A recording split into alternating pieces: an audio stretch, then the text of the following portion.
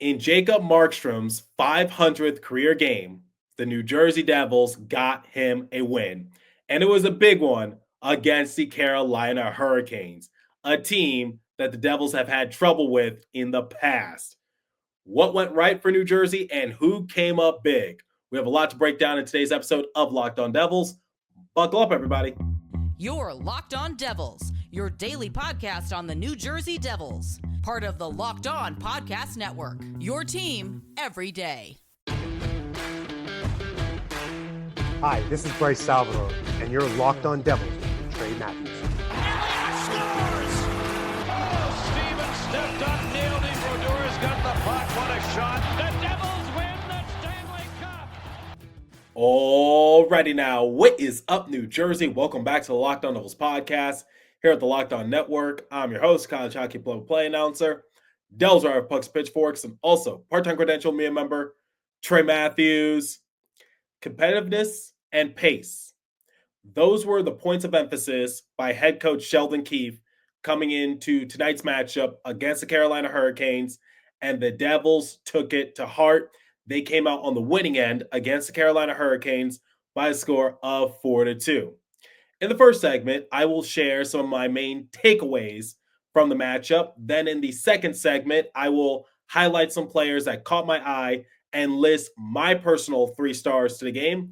And then in the third and final segment, like I do with every post-game recap, I will compare the stats and give the Devils a letter grade. Before we get into it, first, some housekeeping. First and foremost, congratulations to starting goaltender Jacob Markstrom, who appeared in his 500th career game. Amazing, and it's somewhat ironic if you think about it, because in the Devils' last matchup, when they took on the Tampa Bay Lightning in the Sunshine State, prior to the game, Andrei Vasilevskiy was celebrating his 300th career win. And now a few days later, Markstrom is celebrating a milestone of his own. Albeit, it's not 500 career wins, but 500 career games is definitely something to not take lightly. That's an amazing accomplishment, and 500 games, and he celebrated win number 224 after the matchup. Congratulations to Jacob Markstrom.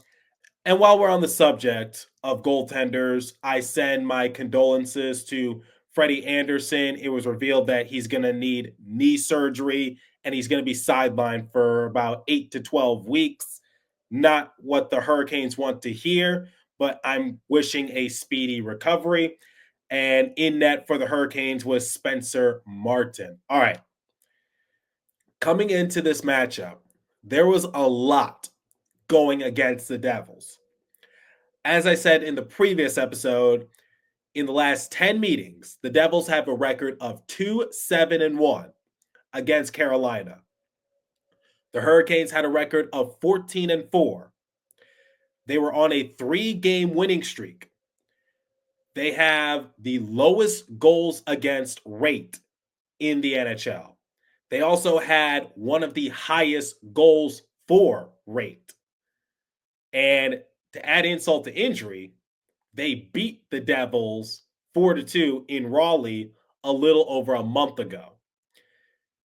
But the main storyline heading into this matchup was that the Devils had a couple of off days and they had a couple of practice days.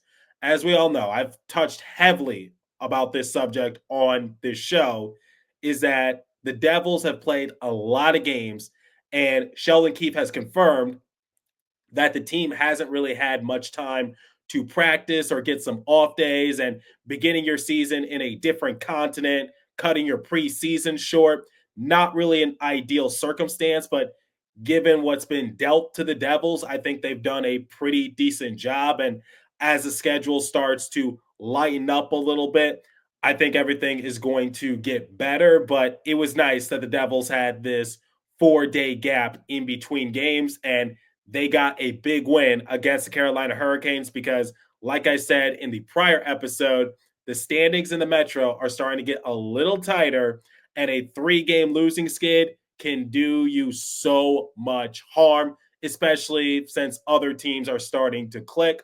And the two biggest things that Sheldon Keefe was hammering on home to his team was competitiveness and pace.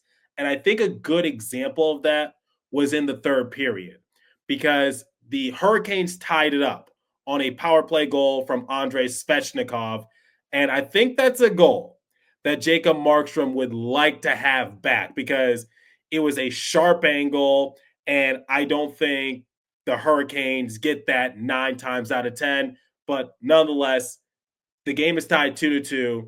And it seemed like the momentum was shifting back into the favor of the Hurricanes. And Ken Danico said this on air, which is the Devils have to find some sort of push. They have to find it deep within themselves to try to weather the storm and come away victorious or send it into OT so you can walk away with something. 1 point is better than no points. And I thought that was the direction this game was heading in. I thought the Devils would keep the game tied and we would get some extra hockey. But Dougie Hamilton came up clutch, got the game-winning goal almost halfway through the third period of play. Like I said, I think that is definitely what Sheldon Keefe wanted to see from his team, which is, can you match the pace from the Hurricanes, which I think the Devils did, and can you find it within you to be very competitive or make it tougher on the Hurricanes? And that game-winning goal that was scored by Dougie, I knew right then and there that the Devils were not going to lose this game. But something else I want to highlight, the phenomenal power play from New Jersey. Jeremy Colleton has something cooking when it comes to the man advantage because the Carolina Hurricanes, they're one of the top penalty killing teams in the entire league. And let's go back a few games against the Panthers. The Devils also scored multiple power play goals on the reigning Stanley Cup champions. Two of the best penalty killing teams in the entire league.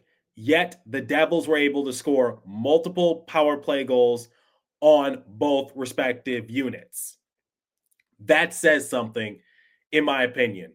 Stefan Noesen, if I've said it once, I've said it 1,000 times, and I'm probably going to continue to say this as this season progresses.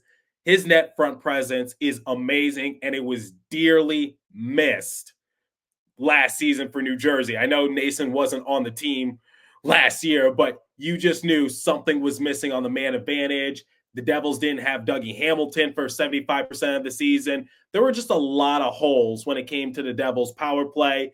They got it going early in the season, but as it progressed, it just was stagnant. They couldn't generate anything on the man advantage, but getting Dougie Hamilton back, getting someone like Stefan Noesen, that does so much good for your power play. And the same can be said for Jesper Bratt, who also got a power play goal late in the third period. I said this last season. This Devils team has way too much talent to be middle of the pack or a mediocre power play unit. They should be one of the top teams in the NHL in that department, and Jeremy is getting the best out of his squad. It's just great to see. And like I said, the fact that the Devils were challenging one of the best penalty killing teams in the entire league, gave them a run for their money, found the back of the net not once, but twice. That's a big momentum shift for them. And it's one of the reasons why I'm way more confident in this year's Devils team compared to last year. Just a great outing. And similar to what Jacob Markstrom told me, Jesper Bratt told me, it's important to get this type of win because it sets the tone, similar to what happened when the Devils walked away with 2 wins against the Panthers. So my biggest takeaways is that, similar to what Sheldon Keefe said in practice, the Devils were competitive. They played with great pace. They got the big momentum swings when it mattered most, and they capitalized on the power play. Once again, this power play unit is just fun and compelling to watch. All right, I'm going to list my personal 3 stars of the game and also list some honorable mentions. But before we continue, let me tell you guys about FanDuel. Get ready to tackle the NFL action with FanDuel, America's #1 sportsbook, because right now, new customers can bet $5, get $150 in bonus bets if you win. The FanDuel Sportsbook app gives you everything you need to place live bets on the NFL all in one place. So when you get a hunch in the middle of the game, you can check out the latest stats, view live play-by-play, and so much more on the same page where you place your bets. Just visit FanDuel.com to join today. You'll get started with $150 in bonus bets if you win your first $5 bet. That's FanDuel.com. Never waste a hunch and make every moment more with FanDuel, an official sportsbook partner of the NFL. All right, let's list some players that caught my eye and also my personal 3 stars of the game. Something I'm very proud of. If you missed the last episode, I highlighted some players that have been red hot for New Jersey. One of those players was Dougie Hamilton, and I told you guys, Hamilton has been silently good for the Devils in terms of racking up the points, and I'm glad he had a big outing. I'll talk about him momentarily because he's one of my 3 stars, but where's he at? You're just going to have to wait and see. First, some honorable mentions. The first one goes to Andre Palat.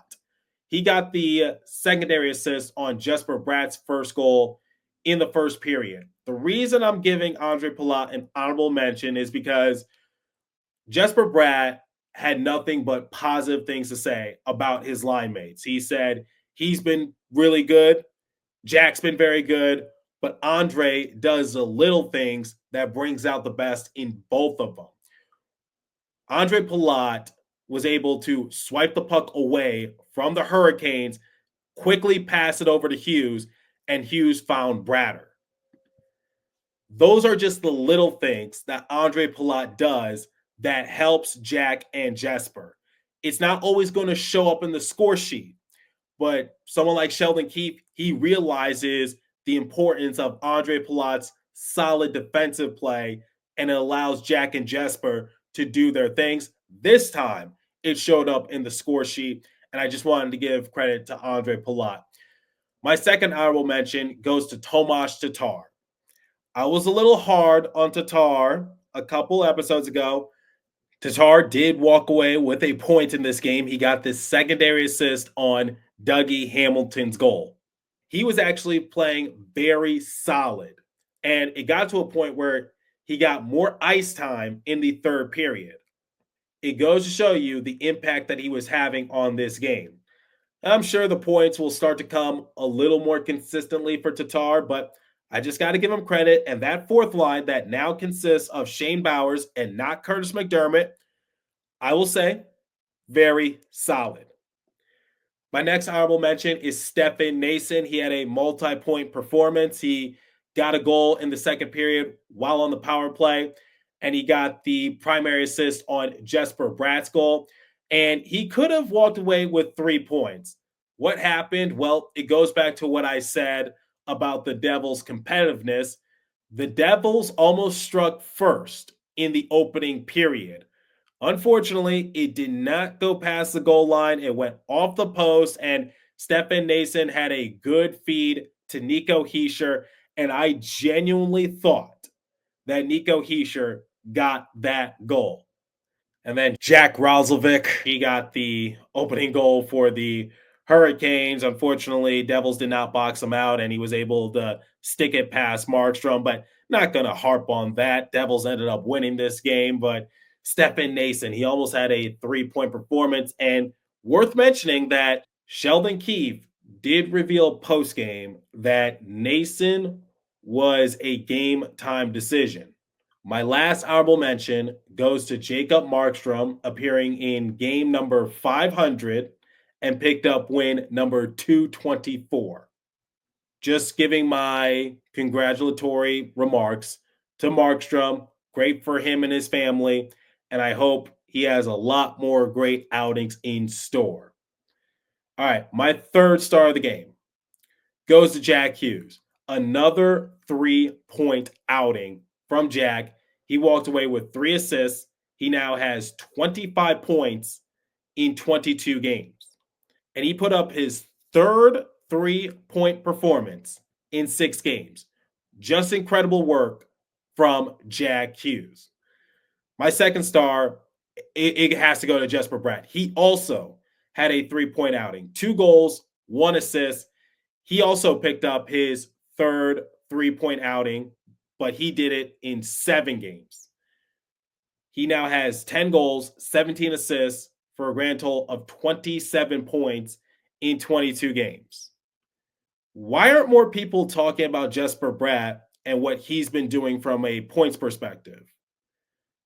It feels like Jesper Bratt is still somewhat underrated. I got to talk about that in a future episode, but I think he deserves a lot more credit for what he's been able to do. Now, bear with me. Math is not my strong suit, but nobody in Devils history has ever gotten triple-digit points in a single season. A lot of people have been saying it could be Jack Hughes, but could Jesper become the first one to do it? Just saying, if he continues to put up this type of point production, I don't see why not. I don't know what his current pace is. Like I said, math is not my strong suit. I'm going to do a little bit more research and get back to you. But my first star of the game has to go to Dougie Hamilton. Let's do the Dougie, everybody. I talked about Hamilton in the previous episode, and I said that his impact has been silently good from an offensive standpoint. However, I got to give him credit. His defense was also pretty good in this matchup. He is a turnover machine. No ands, ifs, or buts about it. But he makes up for it on the offensive end. And if last season was any proof, the Devils are not better off without him. In fact, they are worse without him. Dougie now has 7 points, 1 goal, 6 assists in his past 6 games. He has 16 points in 22 games, 2 goals, 14 assists. He generates most of the points from the Devils' blue line. And the Devils' power play, like I said in the first segment, it has looked so much better. And I think you got to credit that to Dougie Hamilton a little bit more. Defense was good, offense was good, and he got the game-winning goal against his former team. Dougie was just incredible in this matchup. So those are my personal 3 stars of the game, and I'm about to compare the stats and give the Devils a letter grade momentarily. But before we continue, let me tell you guys about Game Time. I've actually used Game Time before to purchase myself some NBA and MLB tickets. I highly recommend it. Right now, Game Time is having an exclusive zone deal for the NHL Winter Classic event at Wrigley Field. Go to the Game Time app to purchase tickets and get 10% off bleacher seating and 20 to 25% off on home plate area seats. I would take advantage of that if you could. Game Time Picks. Creation makes it easier to save more on sports, concerts, comedy, theater, and more. All in pricing. Toggling this feature shows total upfront with no surprise fees at checkout. Seat views. Get a good view from your seat in the app before you buy.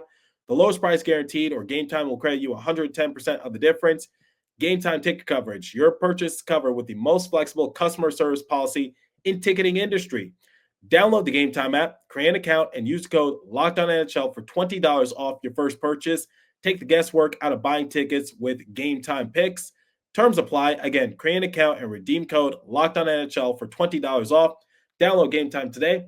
What time is it? It's game time, ladies and gentlemen. And now, let me tell you guys about Prize Picks. I actually use Prize Picks quite frequently, especially since we're now in the basketball season. Unfortunately, my Lakers failed me against the Magic. Anthony Davis couldn't hit a free throw to save his life. But anyway, digressing a little bit, you can now win up to 100 times your money on Prize Picks with as little as 4 correct picks. Prize Picks is the best way to get in on the sports action in over 30 states, including California, Florida, Georgia, and Texas. Prize Picks is the best place to get real money sports action.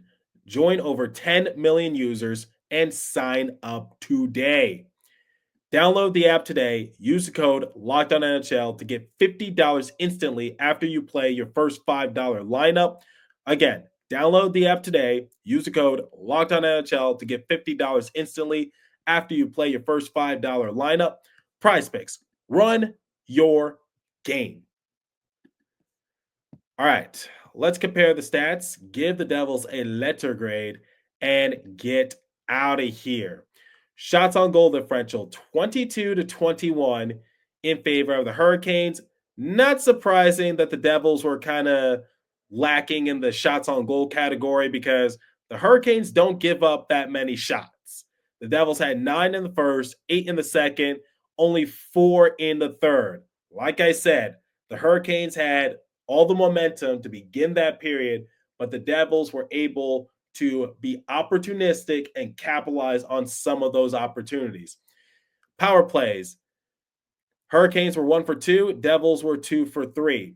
I want to talk about a specific Devils power play because it was actually quite funny how they got it. So the Stefan Noesen power play goal in the second period, the Devils began that period on the 5-on-3 advantage due to the fact that Shane Gostisbehere, he got a high sticking call late in the first period. And then Jordan Staal, he also got a penalty. It was a tripping call late in the first period as well. So the Devils began the second period on the 5-on-3 advantage, like I just said. And at the right possible time, Noesen got a power play goal, but Gostisbehere was supposedly about to check back into the game. So that should have been a 5-on-4 power play. And we should have been back to 5-on-5 action because then that would negate the rest of Jordan Staal's penalty. But the referee said, nope, Gostisbehere still had 1 second remaining on his penalty. So his got negated by a second, and Jordan Staal still had to serve the rest of his respective penalty. Thought that was funny, but yeah, I mean, the Devils got the 5-on-3 power play goal, and nothing really happened. The rest of Staal's penalty, thought it was somewhat funny. Hits 25-12 in favor of the Devils. Love to see that because every time the Devils play the Hurricanes, it's a physical matchup. Giveaways 16-12 in favor of the Hurricanes. Takeaways 2-1 in favor of Carolina. Block shots 25-11 in favor of the Devils. Time spent in the penalty box 6-4 in favor of Carolina. All right. If I had to give the Devils a letter grade similar to the matchups against the Panthers, this was a statement victory for New Jersey.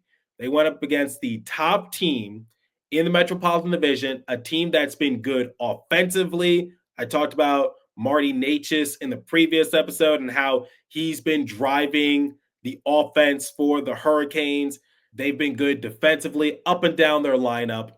The Hurricanes have been good, despite losing some key assets in the offseason. I don't think anyone saw this from the Hurricanes. I still thought they were going to be good, but not this good. I'm going to be completely honest with you. I'm going to hold you a buck. But anyway, statement victory for New Jersey coming out of a 4-day gap in between games. And they're showing teams in the Metro that they're not going to slip. This is not like last season. I thought this was a good game. Devils were opportunistic. They played to their strengths. And similar to what Sheldon Keefe said, play with a competitive edge and play with pace. So I will give the Devils an A. I thought this was a good outing. There was nothing alarming. There was nothing that made me want to rip my hair out and say, oh, no, why would you do that? This game, up and down, was a good matchup, very competitive, and wasn't the most exciting game because sometimes the game went to long stretches where nothing happened, but I don't think that's a bad thing either. So I'm going to give the Devils an A for their efforts. Thought it was a good outing against the Hurricanes. But let me know what you guys thought of this matchup. What did you think of the outing from Jacob Markstrom and also Dougie Hamilton and the point production from players like Jack Hughes and Jesper Bratt? I'm curious to hear your thoughts. Leave a comment down below if you're watching on YouTube. If you're listening on podcast streaming service, hit me up on my personal X Page app at TreyMatt4 or the show's X Page app at Locked On Devils. As for today's episode, that's all I'm going to have for you. Continue to stay safe. Have a wonderful day, New Jersey. Go Devils. I'll catch you guys in the next episode. Thanks for listening once again.